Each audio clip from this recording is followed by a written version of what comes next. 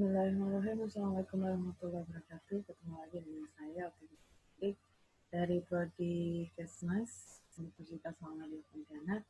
Pada kesempatan kali ini mata kuliah komunikasi kesehatan, kita akan membahas bersama-sama tentang hambatan komunikasi. Baik, langsung saja.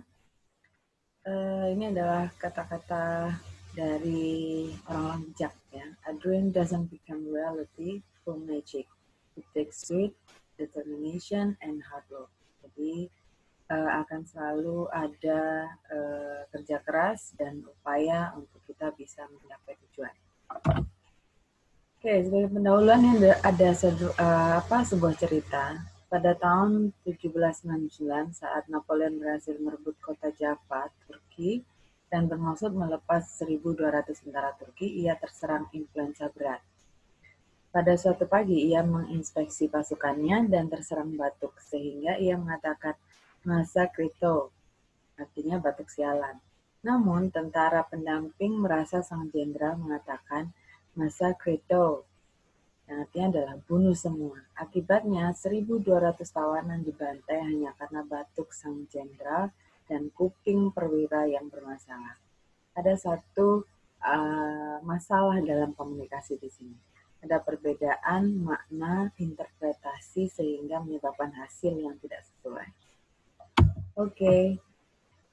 Dari komunikasi yang kemarin kita sudah pelajari, kita tidak hanya harus mengetahui tentang apa itu komunikasi, bagaimana teknik komunikasi, tapi juga melihat kira-kira apa hambatan atau kendala yang kita hadapi dalam berkomunikasi. Nah, di sini saya langsung menuju kepada jenis hambatan. Komunikasi, sebelum kita mengarah kepada komunikasi kesehatan, kan, kita harus tahu dulu dasarnya bahwa ternyata dalam berkomunikasi ada beberapa kendala-kendala yang kita bisa kategorikan sesuai dengan jenis yang akan saya sampaikan. Yang pertama adalah hambatan sosiologis, yang kedua hambatan fisik, yang ketiga hambatan mekanis, yang keempat fisiologis, kelima hambatan psikologis, dan keenam hambatan semantik. Apa itu masing-masingnya? Kita coba lihat satu persatu. Yang pertama adalah hambatan sosiologis.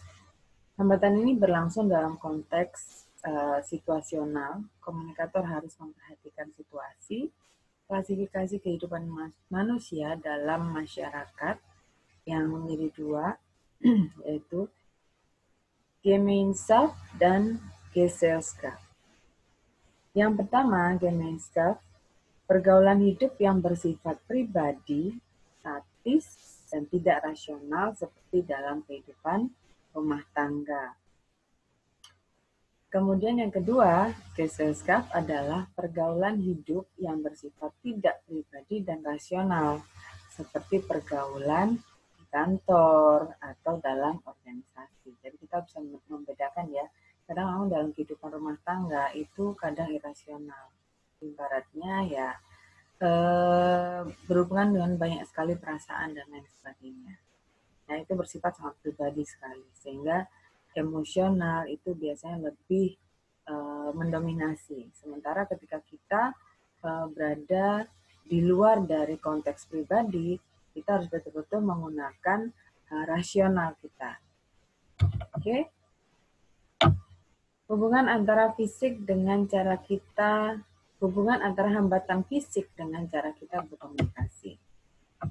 Oke, hambatan fisik ini sifatnya konkret, wujudnya tampak, datangnya dari lingkungan, riuh orang-orang atau kebisingan lalu lintas, suara hujan atau petir dan lain-lain pada saat komunikator sedang menyampaikan pesan.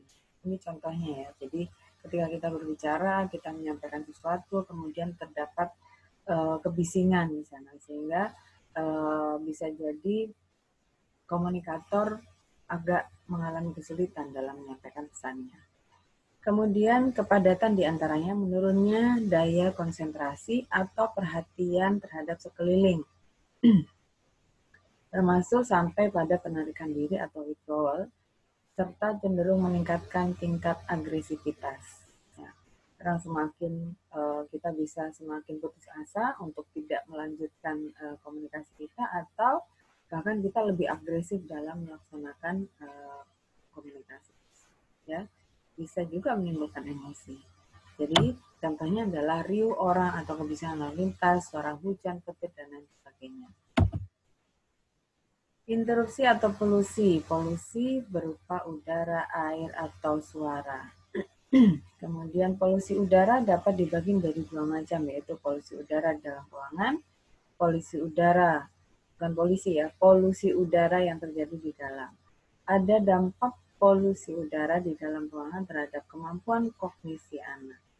Tingginya angka anak-anak yang tidak masuk kelas, buruknya kualitas udara juga dinyatakan secara langsung dapat menurunkan kemampuan anak untuk berkonsentrasi dan kemampuan daya ingat. Oke, jadi polusi juga termasuk ya. Polusi baik itu udara, air, dan suara. Oke, deal. Nah, sekarang yang ketiga adalah hambatan mekanis. Hambatan mekanis ini kita contohkan sebagai suara telepon yang kelotokan, kemudian ketikan huruf yang buram, suara yang hilang pada radio, dan gambar yang tidak jelas. Ya. Ya, saya rasa. Kemudian yang keempat adalah hambatan fisiologis. Kondisi tubuh yang tidak sedang berada dalam kemampuan terbaiknya, fisik ya. Fisiologis, terjadi ketidakseimbangan metabolisme tubuh atau yang disebut dengan istilah homeostasis,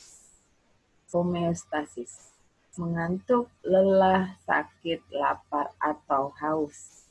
Proses individu mempersepsikan pesan, maka hambatan fisiologis cenderung terjadi pada tahap awal. Ketidakmampuan dalam mendengar, gangguan bicara atau gagap, apraksia, dan disartria. Oke. Apa itu apraksia disartria? Kita bahas dulu tentang gagap.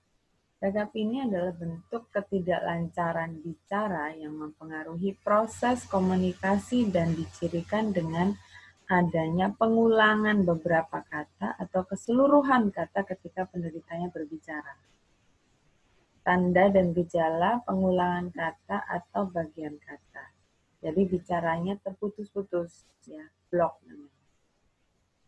Ini adalah contohnya. Where are you going? Just save me a seat. Banyak ya hal-hal yang kadang kita pun ketika gugup, kita kadang menjadi gagap. Nah, ini juga merupakan hambatan dalam berkomunikasi. Apraksi adalah sebuah kondisi yang ditandai dengan adanya gangguan pada bagian otak yang berfungsi untuk mengatur fungsi bicara. Seseorang kehilangan kemampuan untuk membentuk sebuah silabi atau suku kata dan kata yang terucap dalam suara. Gagal untuk bisa bicara dan persepsinya baik. Pasien tahu huruf atau kata yang akan diucapkannya, tapi otaknya mengalami kesulitan untuk mengkoordinasikan pergerakan otot untuk menghasilkan huruf atau kata tersebut. Contohnya, ingin mengatakan pasar, dia mengatakan malah pagar. Kitchen, dia bilangnya chicken. Jadi ini adalah apraksi, sebuah kondisi yang ditandai dengan adanya gangguan pada bagian otak yang berfungsi untuk mengatur fungsi bicara. Oke, disartria adalah salah satu bentuk gangguan motorik dalam berbicara. Jadi memang sudah terdapat gangguan motorik sebelumnya, sehingga disinilah yang menyebabkan dia mengalami suatu hambatan atau kendala dalam berkomunikasi. Misalnya orang kena stroke, sehingga ada beberapa gangguan pada saraf motoriknya sehingga dia tidak bisa berbicara dengan baik. Ataupun ketika cedera di kepala, ya. Nah, tanda dan gejalanya biasanya mereka berbicaranya pelo. Pelo itu seperti cedal. Ya. Lafaz tidak tajam, kemudian lambat dalam berbicara, dan terbatasnya gerakan lidah, bibir, dan rahang, sehingga mereka akan mengalami kesulitan dalam mengucapkan suku kata ataupun kata-kata yang lain. Yang kelima adalah hambatan psikologis. apabila komunikan sedang sedih, bingung, marah, merasa kecewa, merasa iri hati, dan kondisi psikologis lainnya, maka akan muncul prasangka tanpa menggunakan pikiran secara rasional.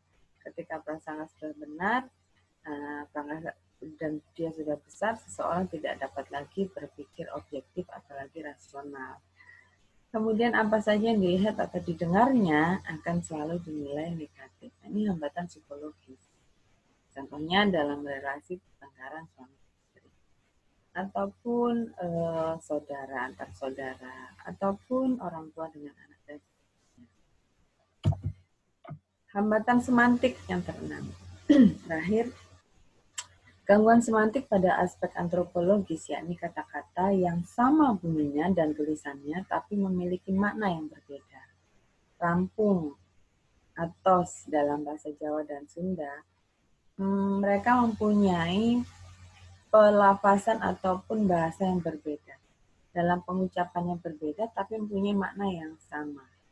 Gangguan yang berasal dari penggunaan bahasa dapat karena perbedaan bahasa, perbedaan persepsi, perbedaan istilah yang trivial. Ketidakmampuan dalam memilih kata atau kalimat.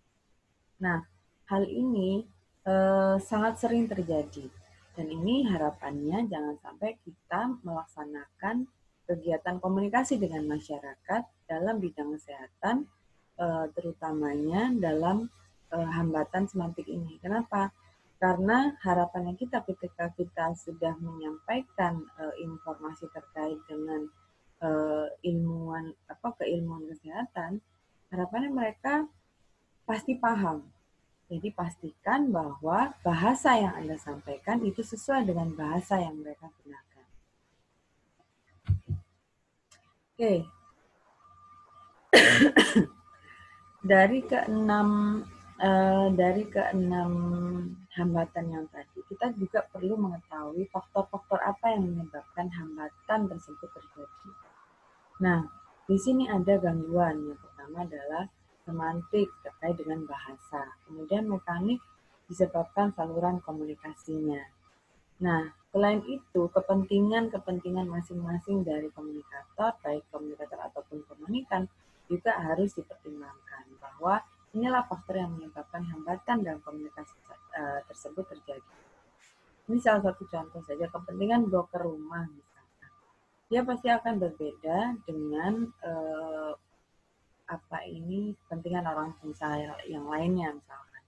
Nah, hal-hal yang seperti ini kadang ada satu kendala-kendala yang ditemukan. Ya, kemudian motivasi terpendam, dorongan seseorang untuk mencapai tujuan keinginan ataupun kebutuhannya. Motivasi orang untuk ingin menyampaikan informasi pasti akan berbeda-beda. Nah, dari motivasi yang dia punya akan muncul hambatan-hambatan yang berbeda pula setiap individu. Nah, yang terakhir ini adalah prasangka. Prasangka ini adalah sikap menentang dan berburuk sangka. Ya, jadi keempat hal ini bisa menjadi faktor atau determinan terjadinya hambatan dalam berkomunikasi. Di sini ada lagi hambatan antropologis. Dalam melancarkan komunikasinya, seorang komunikator tidak akan berhasil apabila tidak mengenal siapa yang menjadi komunikannya. Siapa berarti ras, bangsa, ataupun suku. Dengan mengenal komunikasinya akan mengenal pula kebudayaan, gaya hidup, dan norma kehidupan, kebiasaan, dan bahasanya. Contohnya adalah berbicara berbiharan di depan orang barat. Bagi kita mungkin ini akan menjadi hal yang mungkin ada beberapa yang seolah ini karena berkaitan dengan kepercayaan atau religi dari personal ya. Jadi ketika kita berbicara masalah babi itu agak sensitif. Yang artinya berarti memang ini adalah masalah yang sangat besar. Akan tetapi ketika kita mencoba mengkomunikasikan dengan kosakata tersebut di komunitas yang lain, misalnya di depan orang barat yang mereka itu setiap ibarat tidak ada larangan untuk mengkonsumsi babi, mungkin itu akan biasa saja. Jadi hambatan antropologis ini kita harus menyesuaikan dengan siapa komunikan yang akan kita hadapi. Nah, ini adalah kendala komunikasi saat proses mendengar. Ya. Yang pertama adalah preoccupation, yang kedua preconceived idea, yang ketiga talking too much, yang keempat thinking of responses, yang kelima adalah lack of interest. Nah, satu persatu kita akan coba untuk bahas preoccupation. Itu situasi di mana seseorang sedang sibuk dengan urusan lain yang tidak secara langsung berhubungan dengan topik pembicaraan.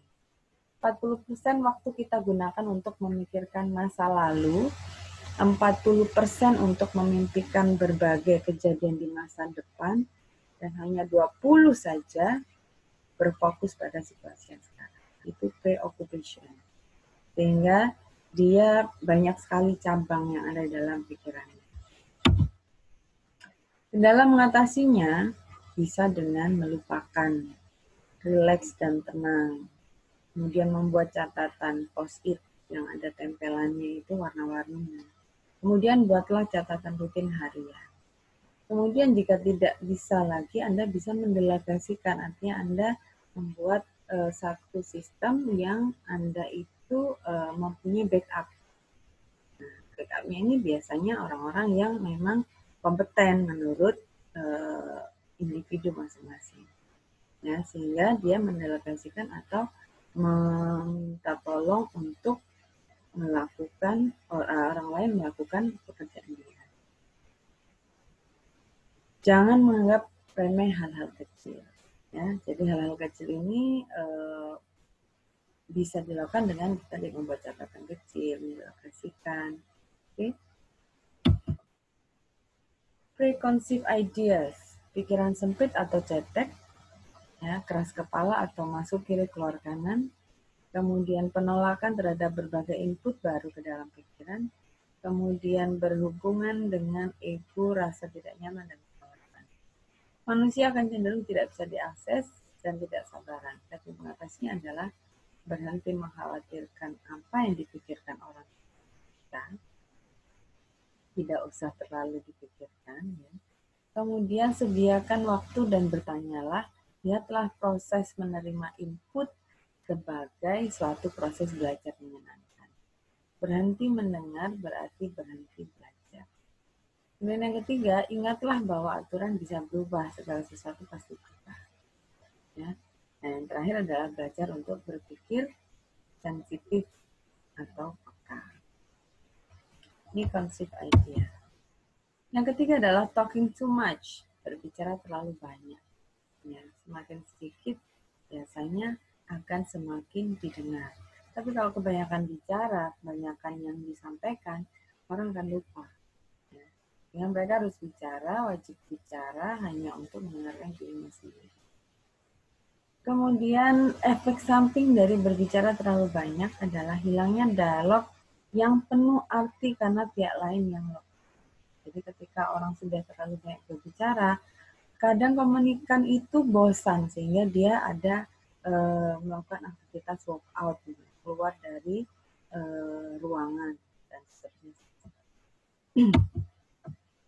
Thinking of responses. Kendala ini ada hubungan dengan kendala terlalu banyak bicara. Jadi kalau sudah talk too much, kemudian biasanya thinking of responses.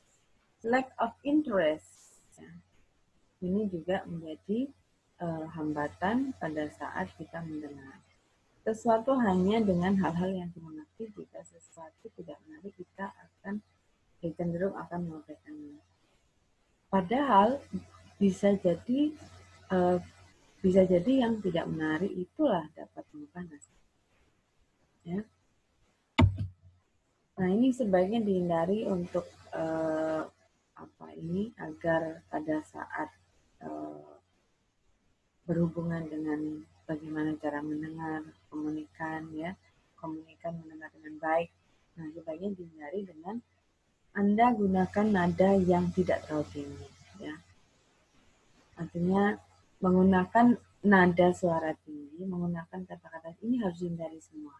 Jadi sampaikanlah dengan nada yang nyaman untuk didengar. Jangan terlalu tinggi, membentak-bentak, atau sebenarnya bukan marah, tapi karena nadanya itu sedikit naik dari 7 oktav, ya kan?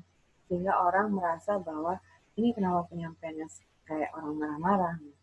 Jadi hindari suara tinggi, kata kasar, tidak menatap lawan bicara.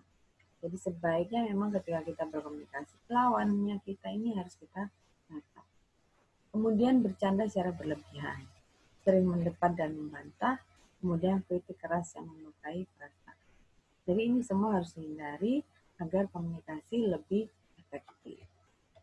Oke, saya rasa itu saja. Jadi overall, ketika kita mencoba untuk berkomunikasi dalam masyarakat, kita harus aware bahwa kendala-kendala atau hambatan-hambatan komunikasi itu akan mungkin sekali untuk bisa terjadi.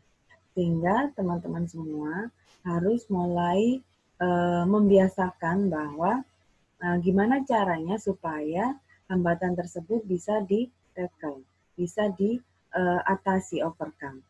Sehingga komunikasi tetap berjalan meskipun ada hambatan-hambatan yang terjadi. Yang paling utama mungkin menurut saya yang tadi ya, meskipun yang lain juga penting, tapi mungkin yang pertama kali harus teman-teman bisa akses informasinya adalah bahasa atau semantik. Kira-kira pastikan bahwa semua audiens atau semua komunikan yang Anda hadapi itu adalah mempunyai bahasa yang sama dengan isi atau konten dari informasi Anda. Saya rasa itu dulu dari saya untuk pertemuan kali ini. Nantikan kuisnya dan good luck. Terima kasih. Wassalamualaikum warahmatullahi wabarakatuh. See you class.